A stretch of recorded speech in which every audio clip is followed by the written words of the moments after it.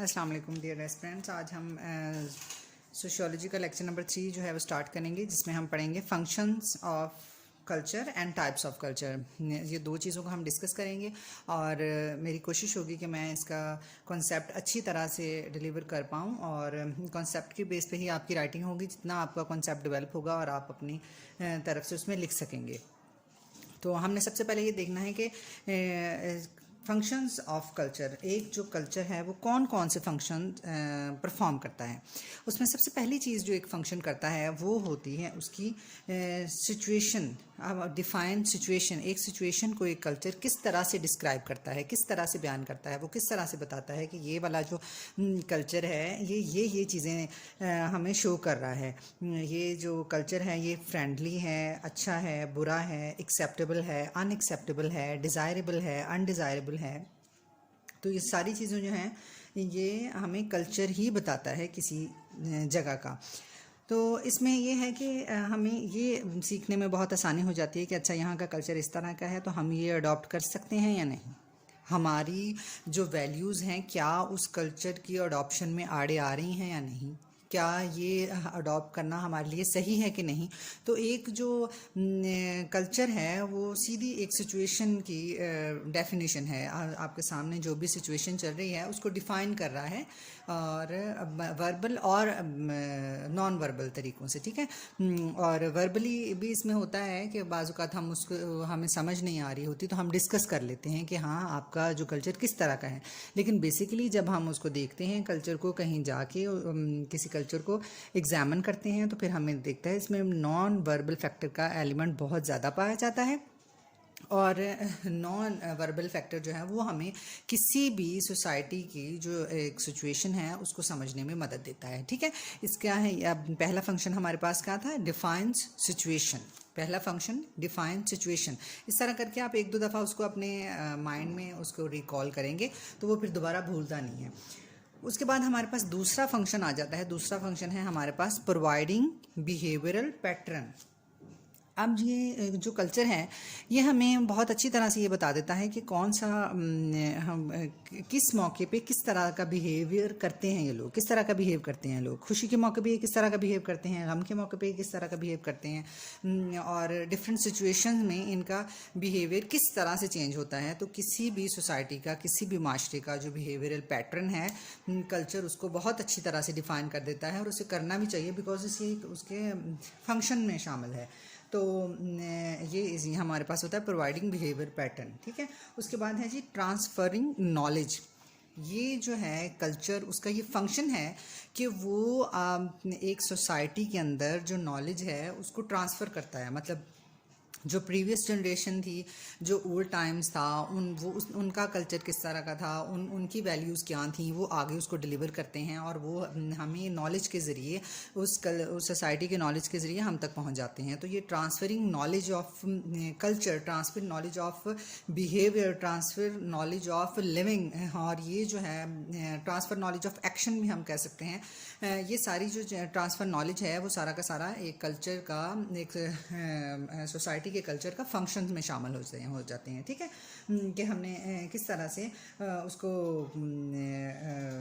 Behave करना है। इसमें जो मैकेनिज़्म की एक डेफिनेशन भी आ जाती है कि a person's fairly consistent pattern of acting, thinking and feeling, ठीक है। मैकेनिज़्म क्या कहते हैं कि a person's fairly consistent pattern of acting, कि एक बंदा जो है वो कंसिस्टेंटली किस तरह से एक्ट कर रहा है, किस तरह से वो सोच रहा है, किस तरह से वो महसूस कर रहा है। तो ये सारा जो है इसी के अंदर आ जाता है कि एक जो पर्सनैलिटी है उसके अंदर आ जाता है। जो हाँ अब यहाँ पे अब देखें ना कि हमारी पर्सनैलिटी है, कि पर्सनैलिटी जो है किसी भी बंदे की, उसमें ये इंक्लूड है कि वो किस तरह का फील करता है, किस तरह का सोचता है। तो एक ख़ास सोसाइटी के लोग, उनका जब ख़ास कल्चर में रहते हैं, ख़ास सोसाइटी के लोग, तो वो बहुत सारी बातों में किसी तरह एक जैसा सोचने लग जाते हैं। बहुत सारे पॉइंट्स में वो एक जैसा बिहेव करने लग जाते हैं। बहुत सारे पॉइंट में वो एक जैसा रिएक्शन देने लग जाते हैं। तो उसको मोल्ड पर्सनैलिटी कहते हैं। तो एक कल्चर का, एक सोसाइटी के कल्चर का ये फंक्शन है कि वहाँ पे जो पर्सनैलिटी है वो मोल्ड होती है। ठीक है। और उसमें ये भी होता है कि बहुत सारी कॉन्टेम्परेरी साइकोलॉजीज़ भी इसमें असर करती हैं, लेकिन इसमें जो लार्ज पोर्शन होता है वो एक इंडिविजुअल का होता है। एक इंडिविजुअल ही क्योंकि सोसाइटी को बनाता है, तो इस वजह से ये इंडिविजुअल का इसमें बहुत रोल है कि वो किसी चीज़ की तरफ किस तरह से रिएक्ट करता है। तो इसमें अब छोटा सा एक पॉइंट ऐड करती जाऊँ कि जो पर्सनैलिटी है वो एक लफ्ज़ जो है वो ग्रीक वर्ड परसोना से निकला है, जिसका मतलब मास्क है। ये आ भी सकता है आपको कि जो पर्सनैलिटी है वो ग्रीक वर्ड है, ठीक है। बाकी तो जब इंसान लेक्चर कोई भी सुनता है या कोई डिस्कशन भी करता है तो अपने अपने हिसाब से नोट्स बनाता है, अपने हिसाब से देखता है, लेकिन मेरा जो बेसिक मकसद है वो यही है कि आपके कॉन्सेप्ट्स क्लियर हों, आप खुद से कुछ लिख सकें और आपको पता हो कि हाँ ये क्वेश्चन यहाँ से आया है और इस चैप्टर में से तो लाजमी क्वेश्चन आता है CSS में, और इस वजह से आप लोगों को कॉन्सेप्ट क्लियर होना चाहिए। इस तरह जैसे पर्सनैलिटी है वो ग्रीक वर्ड है, एक मास्क उसका मतलब है कि कहीं से आप उसको ऐड कर सकते हैं। ये नहीं कि आप इसको सिर्फ मोड पर्सनैलिटी के ही कॉलम में आपने इसको ऐड करना है, कहीं भी आप कर सकते हैं, ऐसा कोई मसला नहीं है, ठीक है।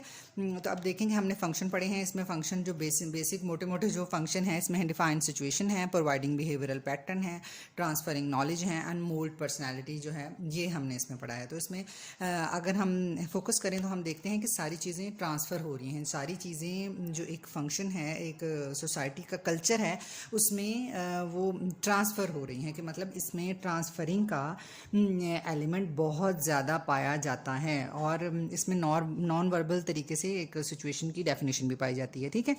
इसके बारे में मज़ीद अगर आपको नोट्स चाहिए हों, अगर आपको एक्सप्लेनेशन चाहिए हो तो फिर आप मुझे कमेंट कर सकते हैं। उसके बाद जो है अगला हमारा टॉपिक है, ये भी इम्पॉर्टेंट टॉपिक है, लेकिन इससे ये है कि ये टाइप्स ऑफ कल्चर कभी भी लॉन्ग क्वेश्चन नहीं आता।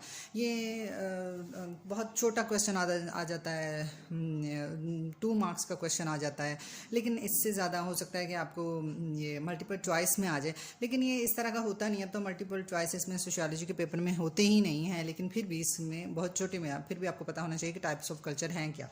इसमें सबसे पहले है जो मटीरियल कल्चर है, उसके बाद नॉन मटीरियल कल्चर है। मटीरियल कल्चर में हमारे पास फूड, आपके clothing, architecture, tools, devices, vehicles वगैरह हमारे शामिल हैं। कि कोई भी आपकी सोसाइटी है, कोई भी आपका कल्चर, उसमें जो कल्चर है उसकी 2 टाइप्स होंगी। एक हमारे पास मटेरियल कल्चर होगा, एक नॉन मटेरियल कल्चर होगा। जो मटेरियल कल्चर होगा उसमें हमारे पास जो रिजिड चीज़ें हैं, जो टचेबल चीज़ें हैं, कंक्रीट चीज़ें हैं, फिजिकल चीज़ें हैं, वो आ जाती हैं, ठीक है। ये क्लियर हो गया आपको। और उसके बाद हमारे पास है नॉन मटेरियल। नॉन मटेरियल में जिस तरह वहाँ टचेबल था तो डेफिनेटली अनटचेबल है, ये उसके रिवर्स है, ये एब्स्ट्रैक्ट है, नॉन फिजिकल एस्पेक्ट्स हैं। और इसमें हमारे पास अब नॉर्म्स आ जाते हैं, बिलीव्स आ जाती हैं, कस्टम्स आ जाते हैं, वैल्यूज़ आ जाती हैं, लैंग्वेज आ जाती है, वे ऑफ लिविंग जो है उसमें वो भी आ जाता है, ठीक है। तो ये जो है non material type of culture था। तो इसी तरह हमने टाइप ऑफ कल्चर में 2 पढ़ ली हैं, एक मटेरियल कल्चर पढ़ा है एंड एक नॉन मटेरियल कल्चर पढ़ा है। होप सो आपको समझ आ गई होगी। और इंशाल्लाह अगली वीडियो में फिर हम इंशाल्लाह एलिमेंट्स ऑफ कल्चर पढ़ेंगे, वो भी बहुत इंपॉर्टेंट है। और इसके आप तब तक नोट्स बनाने, और थैंक यू सो मच। अल्लाह हाफिज़।